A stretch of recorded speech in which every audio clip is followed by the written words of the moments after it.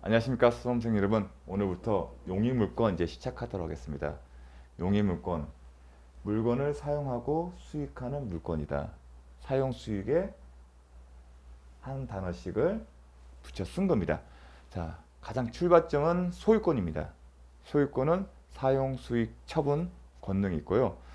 좀 바꿔 표현하게 되면 사용 가치와 교환 가치가 있습니다. 소유권은 제가 이제 기본 개념들은 좀 숙지를 해 주십시오. 나중에 이해를 위해서 필요합니다. 소유권은 제가 어떻게 그렸죠? 사용, 수익, 처분의 권능이 있다고 얘기를 했습니다. 그래서 용의물권은 사용의 용, 수익의 익을 쓴 겁니다. 이제 그런 한편 또 이렇게 소유권은 사용 수익을 처분 권한이 있는데 이걸 또 어떻게 파악하냐면 이런 식으로 사용 가치와 교환 가치가 있다. 자, 처분은 제가 뭐죠? 양도나 담보물권 설정입니다. 그러면 교환 가치를 그런 것들은 교환 가치라고요. 사용 수익은 사용 가치. 소유권을 파악할 때 사용 가치가 있고 교환 가치가 있는 겁니다. 그렇다면 용의물권은 사용 가치와 연결이 된 겁니다. 그러면 용의물권에는 이제 지상권도 있겠지만 또 뭐가 있죠? 전세권, 그 다음에 지역권이 있습니다. 토지의 사용 수익과 관련된 사용 가치와 관련된 것은 지상권, 전세권, 지역권이 있습니다. 오늘부터 배우는 것은 먼저 지상권입니다. 그렇다면 지상권 개념, 항상 이제 제가 이제 언급할 때 개념들 암기를 하십시오 하는 것은 암기를 하시면 편한 경우가 많습니다. 그래서 그런 질문은 가급적 제 말대로 암기를 해주셨으면 좋겠습니다. 지상권은 뭐냐? 자, 맨 마지막에 토지를 사용하는 권리다. 이게 포인트입니다. 지상권은 토지를 사용하는 권리다. 사용하는 권리다. 이게 핵심입니다. 이게 핵심이다. 토지 지상권은 토지를 사용하는 권리인데 수식어가 있습니다. 당연히 타인 토지겠죠. 자신의 토지의 지상권이 아니라 타인의 토지에 타인의 토지를 사용하는 권리입니다. 그런데 목적이 있습니다. 건물, 기타 공작물이나 수목을 소유하기 위하여. 건물, 기타 공작물이나 수목을 소유하기 위하여 그 토지를 사용하는 권리가 있다. 제가 왜 이 포인트를 주냐면 토지를 사용하는 권리에 포인트가 있기 때문에 지금 당장 건물이 존재할 필요가 없다는 겁니다. 차후에 건물이 신축한다는 생각을 가지고도 지상권 설정이 가능합니다. 즉 지상권을 설정할 당시에 토지 위에 건물이나 공작물이나 수목이 있을 필요가 없다는 겁니다. 왜냐하면 토지를 사용하는 권리가 포인트지 이게 목적이야. 이 목적이 포인트가 아니고 핵심이 아니기 때문에 이걸 먼저 기억을 하셔야 합니다. 그러면 현실에서 지상권이 뭐 수목을 대부분은 이제 판례나 아니면 현실에서는 뭐 수목을 소유하기 위하여 지상권을 소유하는 경우가 많습니다. 그런데 도심에서는 이런 경우입니다. 자동차 전시장. 여러분 수입차 자동차 전시장 있죠? 자동차 전시장 경우는 실무에서는 지상권을 활용해서 건물을 짓는 겁니다. 그런 경우 지상권이 활용되는 경우 그 다음에 수목을 소유하기 위해서 이런 경우가 핵심은 토지를 사용한 권리가 있다. 그리고 지료 지급이라는 얘기가 없습니다. 지상권을 설정하게 되면 대가를 줄 수도 있지만 원칙은 무상입니다. 그 얘기는 뭐냐면 별도의 지상권의 대가를 지급하는 별도의 약정이 있어야 한다는 겁니다. 약정이 있는 경우는 그러면 약정이 없어도 무방하다는 겁니다. 그 얘기를 묻는 질문이 있습니다. 토지 사용의 대가니 지료 지급은 지상권의 요소가 아니다. 핵심 요소가 아니라는 겁니다. 따라서 부동산 등기법 시간에 배웠죠. 지상권과 관련해서 부동산 등기에 기재할 사항 중에서 지료는 있는 약정이 있는 게만 한다. 그런 표현 지상권 요소가 아니다. 31회 25회 출제가 됐습니다. 이후에 비교할 것은 나중에 전세권입니다. 전세권. 이제 뒤에서 볼 겁니다. 지료의 지급은 지상권의 성립 요소가 아니다. 그러니까 요소라고 했기 때문에 틀린 지문입니다. 개념을 외우셔야 합니다.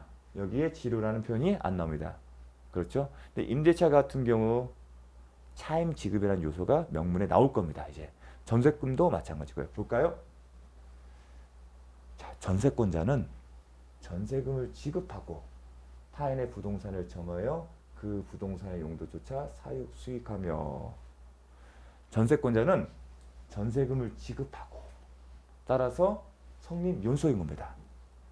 이 개념도 상당히 중요한데 전세금을 지급하고 타인의 부동산을 점유하잖아요. 우리가 주택 전세를 생각하시면 됩니다. 그때 부동산 점유 이사해서 점유하지 않습니까? 그리고 용도를 쫓아서 주택이라면 주택에 맞춰서 사무실이라면 사무실 용도에 맞춰서 저희가 사용 수익하지 않습니까? 상가의 경우에는 상가라면 상가 수익 용법에 맞춰서 그 다음에 그 부동산 전부에 대해서 후순위 권리자 기타 채권자보다 전세금의 우선 변제를 받을 권리가 있다. 이렇게 되어 있습니다. 나중에 전세권의 성격을 봤을 때 우선 변제적 효력이 있다. 누구한테? 중요합니다. 후순위 권리자 기타 채권자보다. 이 개념. 우선 변제 효력이라는 게 이 개념입니다. 이게 저당권입니다. 사실. 저당권에서 동일한 표현을 씁니다. 또 이런 표현을 쓰는 경우가 또 어디냐? 주택 임대차. 주택 임대차. 대항력과 확정 입자를 받은 경우에는 후순위 권리자 기타 채권자보다. 상당히 중요한 개념입니다. 선순위도 있다는 얘기죠. 선순위 권리자한테는 우선 변제를 받을 권리가 없는 거죠. 후순위 권리자 기타 채권자보다. 자, 기억을 하십시오. 나중에 설명할 시간이 있을 겁니다. 자, 303조 제1항에 전세금 지급하고 써 있지 않습니까? 범조문에 전세금을 지급하기 때문에 전세금은 전세권의 성립 요소인 겁니다. 자, 지상권과 비교해서 한번 보실 필요가 있습니다. 다음, 지상권 설정 계약 당시 지상권을 설정하는 계약이 있겠죠.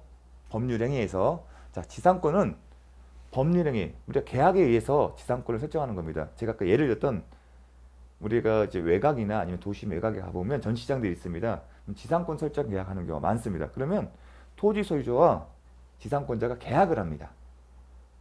그러니까 계약, 그래서 설정 계약 당시가 있습니다. 다만 지상권이라는 것은 이렇게 계약에 의한 경우도 있지만 계약이 없어도 법에 의해서 지상권이 설정되는 경우가 있습니다. 그걸 법정 지상권, 상당히 중요한 파트겠죠. 자, 지상권 설정 이건 계약입니다. 계약 당시에 건물 기타 공작물이 없더라도 지상권은 유효하게 성립할 수 있다. 왜 유효하냐면 지상권의 핵심은 토지를 사용할 수 있는 권리이기 때문에 토지를 사용할 권리가 핵심이기 때문에 나대지, 즉 건물이나 기타 공작 아무것도 없는 토지에 대해서도 지상권 설정 계약이 가능하다는 겁니다. 이걸 이 유효하게 성립할 수 있다는 이 지문 자체를 이해하는 핵심 키워드는 토지 사용을 권리가 핵심이라는 겁니다. 지상의 공간은 상하의 범위를 정하여 공작물을 소유하기 위한 지상권의 목적으로 할 수 있다. 이게 구분지상권입니다. 공간 위에. 일단 개념적으로 상하의 범위 정해서 지상이 아니라 이 상하의 범위를 정해서요. 뭐 고간, 난간 그런 거 생각하시면 됩니다. 지상권에 기하여 토지에 부속된 공작물은 토지에 부합하지 않는다. 자, 토지에 이건 부동산이죠. 부합의 법률 기억을 하셔야 합니다. 그럼 법조문을 기억하십니다. 이제 부합하게 되면 일단 부동산 나오죠. 부동산에 부합한 물건이 뭐죠? 공작물이었네요. 그렇죠? 그러면 원칙은 공작물은 토지에 부합되는 게 원칙입니다. 하지만 단서에 부속할 권한에 의해서 기억나십니까? 근데 지문이 그러니까 지상권에 기하여 부속한 이 토지에 타인의 토지에 공작물, 동산인 같은 공작물들을 부속할 권한이 있는 경우는 그렇지 아니하다. 근데 지문 자체가 되죠. 지상권에 그 권한이 뭐였죠? 타인의 토지에 지상권, 임차권, 전세권 같이 타인의 토지에 자신의 소유의 물건을 부속시켜 사용할 수 있는 권리가 있는 경우. 이런 개념들을 정확하게 암기를 하고 있으면 저희가 흔들리지 않습니다.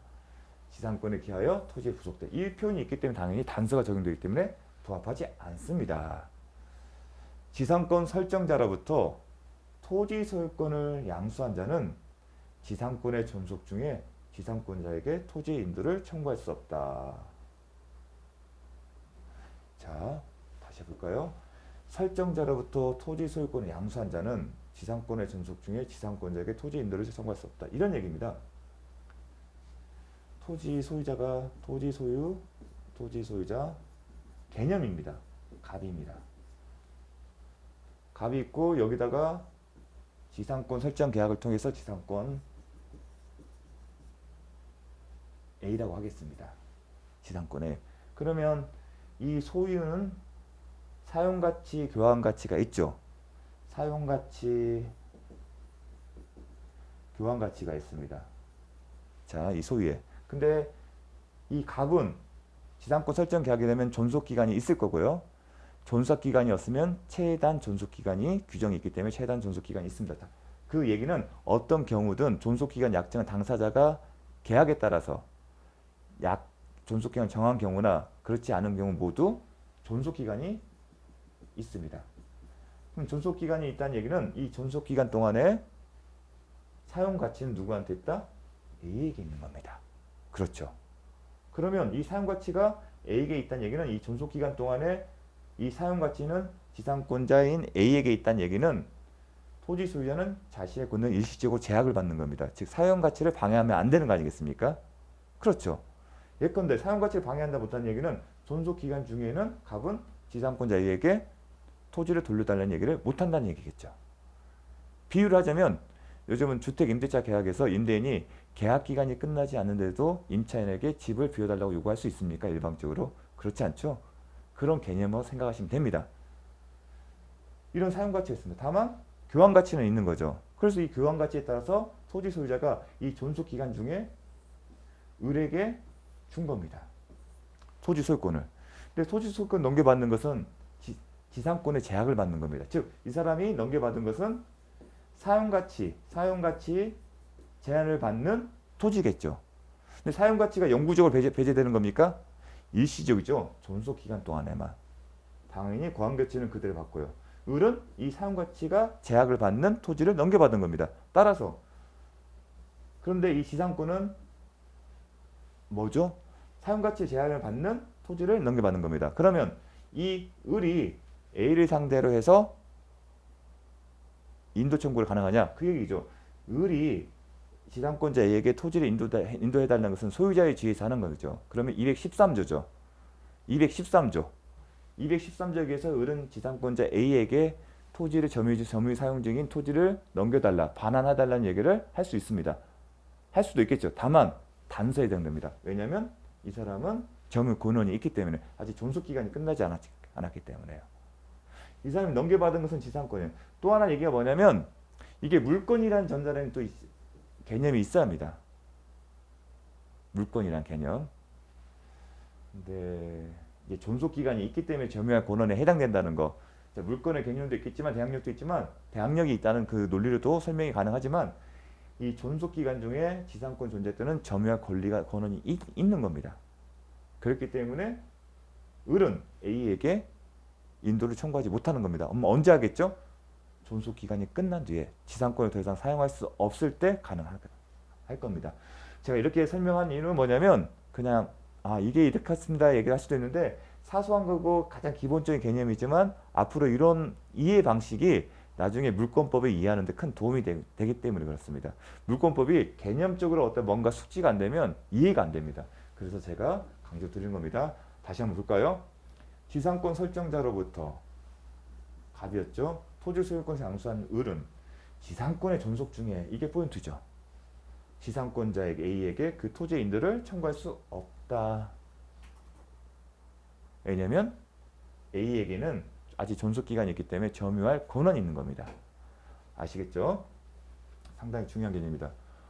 지상권의 양도도 상당히 중요한 공부 방법이 될 겁니다. 자, 볼게요. 지상권의 양도, 지상권을 유보한 채 지상물 소유권만을 양도할 수도 있고 지상물 소유권을 유보한 채 지상권만을 양도할 수도 있는 것이어서 지상권자와 지상물의 소유권자가 반드시 일치하는 것은 아니다. 자, 이 표현이 상당히 중요한데 한번 설명하겠습니다. 자, 지상물 소유권과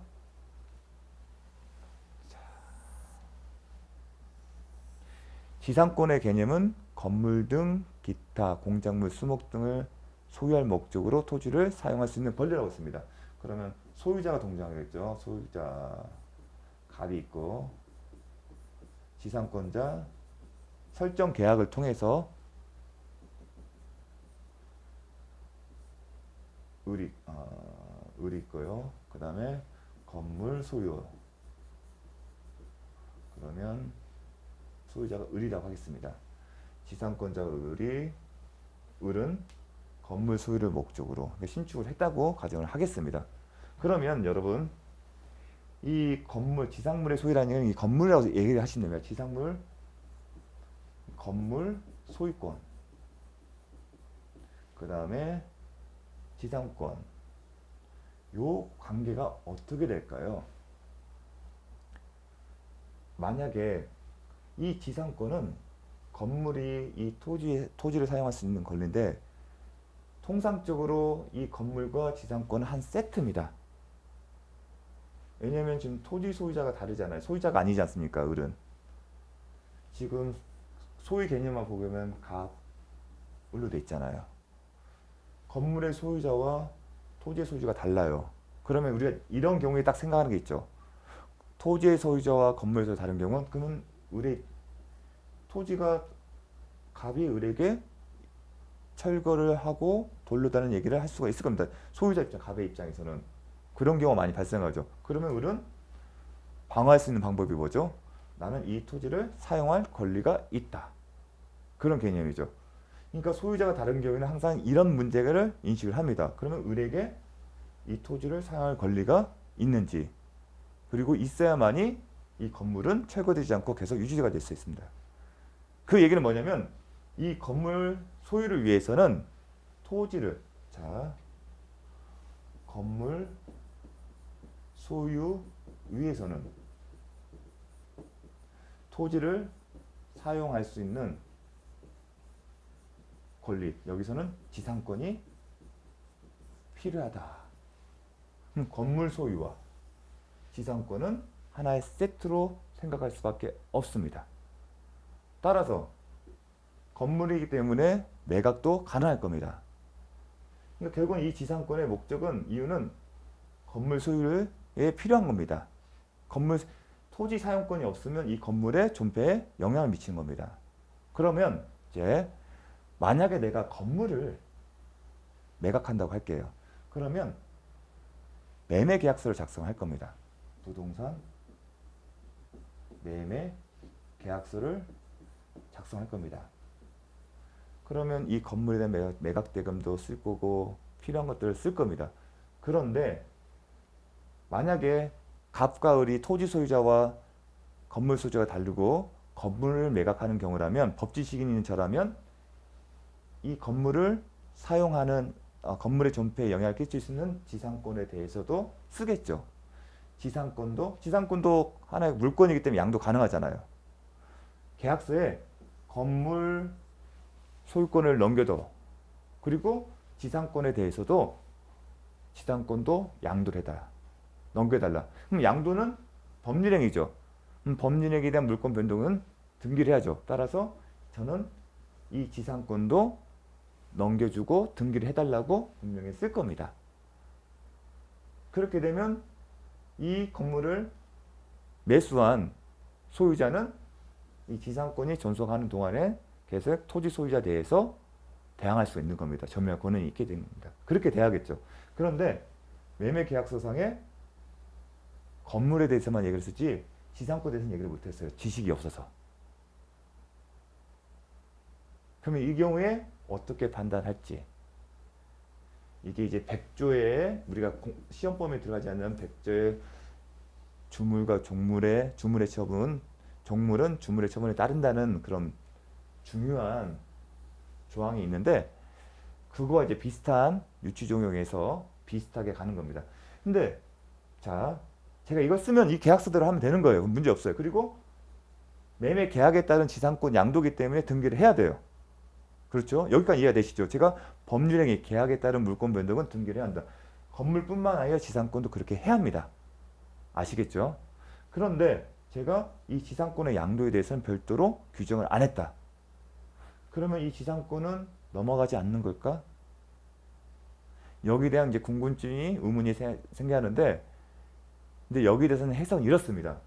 비록 여기에 대해서 언급은 없지만 매매 당사자인 건물 소유자와 양수인의 사이에는 이 건물을 소유해서는 이 지상권이 필요하기 때문에 별도의 의사표시가 없어도 당연히 포함이 된다고 생각합니다.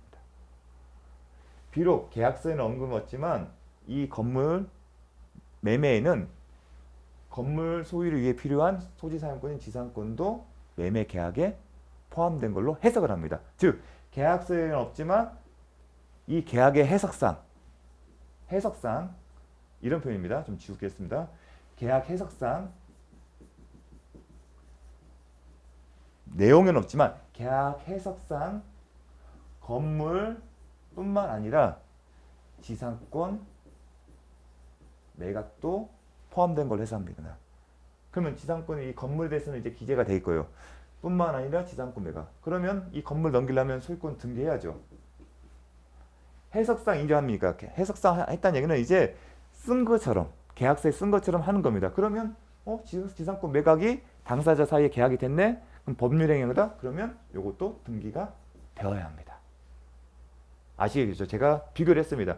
저는 제가 지식이 있기 때문에 지상권 양도를 썼습니다. 근데 지상권 양도에 언급이 없다 하더라도 사람들 머리에는 건물 매각에는 당연히 지상권도 양도도 포함하는 게 상식에 부합됩니다. 그러니까 특별한 사정이 없으면, 반대 의사가 없으면, 그 얘기는 별다른 얘기 없으면 계약 해석상 건물뿐만 아니라 지상권 매각도 계약에 포함된 거야. 계약서는 없지만 지상권 매각도 계약의 내용인 겁니다. 그러면 계약 내용에 따라 건물에 대한 소유권 이전 등기뿐만 아니라 지상권도 넘겨줄 의무가 있는 겁니다. 등기를. 이걸 안 넘겨주면 소권 지상권에 대해서 이전 등기를 청구할 수 있다는 얘기입니다. 그리고 이 부분은 등기해야 그 지상권을 넘겨받는 거고요. 이게 100조의 유추 적용이라고 하는 부분입니다. 근데 여기서 함축하는 의미가 더 큽니다. 자, 계약이 있었고 등기가 있어야 하지 않습니까? 그런데 이렇게 등기가 되는데 예외적인 경우가 있어요. 그럼 예외가 있으려면 법문의 규정이 있어야 돼요. 어떤 경우냐면 나중에 비교를 할게 358조예요. 한번 언급한 적이 있었습니다. 저당권의 효력은 부합물과 종물에도 미친다. 기억나십니까? 그런데 방금 된 얘기가 뭐냐면 건물 소유권과 지상권의 양도였어요. 근데 건물 소유권과 지상권의 양도는 뭐였죠? 법률행위였죠. 계약서에 기재되어 있으면 기재된 대로, 없는 경우에는 지상권 같은 경우는 해석상 인정이 됐죠. 근데 저당권 358조는 뭐냐면 이 건물 소유권을 저당권의 신행에 따른 경매로 취득하는 겁니다. 경매를 취득하는 거예요. 그런 말미암아 이 저당권 358조에 따라서 이게 종된 권리거든요. 지상권에. 여기서 말하는 부합물과 종물이 있는데 나중에 되게 기회가 되면 설명합니다. 종물은 주물의 처분에 따른다는 규정이 있습니다. 그와 마찬가지로 저당권 같은 경우도 종물의 효력을 미친다는 얘기는 원칙적으로 등기를 해야지만 지상권을 가질 경우에는 건물 소유에 필요한 종된 권리이기 때문에, 종물에 해당되기 때문에, 유사하기 때문에 별도의 등기가 없어도 취득을 한다. 그러한 논리가 358조의 의미입니다. 따라서 제가 계속 강좌를 하면 나중에 358조 가게 되면 파트에 가면 다시 설명을 할 텐데 왜 여기서는 등기가 없을까는 궁금증이 생길 겁니다. 원칙은 등기를 해야 합니다. 하지만 358조에 따라서 건물 소유권은 등기 안 해도 취득합니다. 그건 왜 그죠? 경매로 취득했기 때문에 법이 정해져 있습니다. 매각 대금을 완납한 시기에 소유권 취득한다. 187조의 명문 규정에 있습니다. 그럼 이 지상권 양도는요? 358조에서요. 의사와 상관없이 당연히 효력이 미친다는 겁니다. 효력이 미친다는 얘기는 이 지상권을 등기하지 않아도 취득한다는 의미가 있는 겁니다. 항상 처분하면 등기가 필요하냐? 그걸 따지셔야 합니다. 그래서 상당히 중요한 그 이해 포인트들이 있습니다. 이 물권법 그 전체를 개발하는 이런 식으로 이제 접근할 필요가 있기 때문에 제가 지상권의 양도 파트에서 시간을 할애했습니다. 다시 한번 볼까요? 지상권자는 그런데 이게 그렇게 해석하는 이유는 당사자의 의사에 비춰봤을 때 그렇게 하는 게 통상이고 그게 상식에 부합한다는 얘기입니다. 그 말은 당사자가 그와 다르게 별도로 약정을 할 수가 있습니다. 이게 그 규정 자체는 임의 규정입니다. 100조 358조는 아닙니다. 헷갈리지 마십시오. 이거는 100조와 100조 2항과 관련된 건데 100조 2항 규정과 이제 연결이 되는 겁니다. 유추종용을 학설상으로. 근데 100조 2항 규정은 종물은 주분의 처분에 따른다는데 임의 규정을 해석합니다. 임의 규정이라면 제가 어떤 의미죠? 당사자가 약정으로 달리 정할 수 있는 겁니다. 마찬가지로 지상권과 건물 소유는 한 세트로 보는 게 유익하지만 사정이 있어서 달리 정할 수가 있는 겁니다. 그 임의 규정이란 성격 때문에.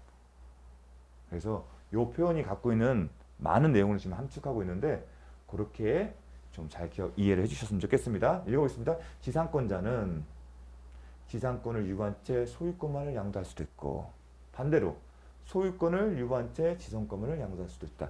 지상권만 양도할 수 있고 소유권만 양도할 수 있다. 따라서 따로따로 양도할 수 있기 때문에 지상물 소유자와 지상권자가 바뀌는 경우가 있는 거죠. 예컨대 갑소유 소유자고요. 을 지상권자고 을 건물 소유자예요. 이것만 따로 양도하거나 요것만 따로 양도하게 되면 요거와 요거가 달라지겠죠. 그 얘기를 한 겁니다. 근데 포인트는 따로 양도할 수 있는지 그게 핵심입니다. 왜냐하면 그런데 우리가 직관적으로 뭔가 이상하다고 생각합니다. 좀 배우게 제 강의를 들으면서 토지 사용할 권리가 없는 경우가 있는데 같이 따라다니는 거 아니야? 그리고 이미 한번 이제 민법 전체를 공부하신 분은 계속 함께 따라다니는 얘기를 배울 겁니다. 저당권, 이 물권법에서 지상권이나 용익 물권은 건물 소유나 함께 따라가는 거 아니야? 그런 어떤 관념이 이미 머리에 있을 겁니다. 근데 그렇게 해석하는 이유는 그렇게 해석하는 것이 합리적이기 때문입니다. 그 말은 이와 달린 약정이 있으면 그렇게 취급하면 되는 겁니다. 제가 얘기했죠. 저 같은 경우는 그렇게 기재를 할 거라고요. 그럼 달리 정할 수도 있는 겁니다. 자, 그렇게 해서 이해를 하시면 좋을 겁니다. 상당히 기출 29회인데 이 내용 자체가 갖고 있는 게 좀 그런 의미를 이해해야만이 이 지문 자체가 이해가 됩니다. 자, 어려울 수도 있는데 좀 노력을 하셨으면 좋겠습니다. 자, 지료액 또는 그 지급 시기에 대한 지료에 관한 약정은 이를 등기해야만 제3자에게 대항할 수 있다. 이 표현이 예를 들면 자 의미를 아셔야겠죠. 토지 소유자 갑, 토지 소유자, 지상권 설정자 을, 지상권자 이렇게 있어요. 지상권 설정 계약에 있으면서 지료는 성립 요소가 아니에요. 그러면 당사자의 이거 유상으로 처리하겠다는 유상 약정이 있다. 가정하겠습니다. 유상 약정이 있으면 당사자에서는 하나의 계약 내용이기 때문에 지켜야 할 의무가 있죠. 그런데 지상권은 양도가 가능하죠. 그래서 양도를 했어요. A한테. 그래서 갑 A가 됐어요. 그러면 갑은 을한테 돈을 받아왔죠. 그러면 당연히 그런 생각을 하겠죠. 갑은 A한테도 돈을 받고 싶길 원할 겁니다. 그런데 어떻게 한다? 이 유상약정, 지료는 유상약정을 지료와 그 지료 시기를 등기해야만이 제3자인 지상권의 양수인 A에게 대항할 수 있다는 겁니다. 대항할 수 있다는 얘기는 등기를 해야만이 처음에 네가 지상권 설정했을 때 약정한 지료와 액수와 시기를 등기해야만이 나중에 지상권자가 이를 제3자에게 양도하는 방법으로 지상권자가 변경된 경우에도 새로운 지상권자에 대해서 지료를 달라고 얘기를 할 수 있다는 겁니다. 아시겠죠? 대항의 의미가 이런 거구나. 제3자에는 당사자는 아니에요. 이 지상권자로부터 양도 등의 방법으로 취득한 사람입니다. 아시겠죠? 대항의 의미는 그런 겁니다. 그럼 지를 등기를 하지 않은 이상 토지 소유자는 마찬가지죠. 이 지문이 그래야 이해가 되는 겁니다. 구지상권자. 아까 갑 을이었다가 갑 A를 바뀌었죠. 지를 등기를 하지 않으면 자 A가 갑에 대해서 지료를 지급할 의무가 없습니다. 대항을 못하니까요. 지료를 지급하지 못하기 때문에 지료연체라는 얘기가 논리적으로 성립할 수가 없다는 겁니다. 지료 지급, 난 너한테 지료를 줄 의무가 없고 나는 무상으로 쓰는 사람이야. 근데 무상으로 쓰는 나한테 무슨 지료연체를 운운하는 거야. 그런 겁니다. 이 지문을 이해하는 방법은 등기를 하지 않았기 때문에 토지 소유자는 새로운 지상권자에게 지료를 주장하지 못한다. 지료 지급 의무가 없다는 겁니다. 의무가 없기 때문에 연체 사실을 들어서 운운할 수도 없는 겁니다. 그렇게 이해를 하셨으면 좋겠습니다. 이 지문이 왜 혼동이 될 수 있냐면 나중에 지료 연체에 따른 지상권 소멸 청구와도 연결이 될 수 있거든요. 그래서 혼동이 생길 수가 있습니다. 공부를 좀 하신 분은 그거와 연관이 생기면 근데 거기까지는 가지 마십시오. 자, 지상권자는 토지 소유자의 의사에 반하여도 자유롭게 타인에게 지상권을 양도할 수 있다. 맞습니다. 지상권의 특징 때문입니다. 지상권은 이 표현이 좋습니다. 토지 소유자의 의사에 반하여도 자유롭게. 왜 이게 포인트를 줬냐면 채권 양도는 다릅니다. 제한을 받는 경우가 있어요. 성질상. 어디서 배웠죠? 미등기 전매에 따라서 중간상약 등기 생각나죠? 거기서 소유권 이전 등기 청구권 채권 양도는 원칙적으로 자유롭게 할 수 있지만 약정에 의해서 양도가 제한될 수 있고요. 더 나아가 채권의 성질상 기억나십니까? 성질상 채권 양도가 제한되기 때문에 매도인의 동의를 받아야 한다는 거. 그때와 비교를 해보시면 다른 겁니다. 이게 지상권의 물권의 특징 때문에 그렇습니다. 물권의 특징 뭐였죠? 물건을 직접 지배하여 그 이익을 배타적으로 권리자에게 기속시킨다. 그게 대세적 효력이 있다. 절대권이다. 그런 경우에 이 표현과 똑같습니다. 자, 그래서 그런 의미가 있는 지문들입니다. 지상권자는 타인에게 양도할 수 있고 양도금지특약은 무효다. 맞습니다. 왜냐하면 지상권을 양도함으로써 자신의 권리 행사를 투자한 자본을 회수할 수가 있습니다. 명문에 그렇게 되어 있습니다. 지상권자에게 불리한 약정은 효력이 없다. 찾아보십시오. 280. 그래서 편면적이라고 합니다. 지상권자에게 유리하면 무효가 아니고 불리한 경우에만.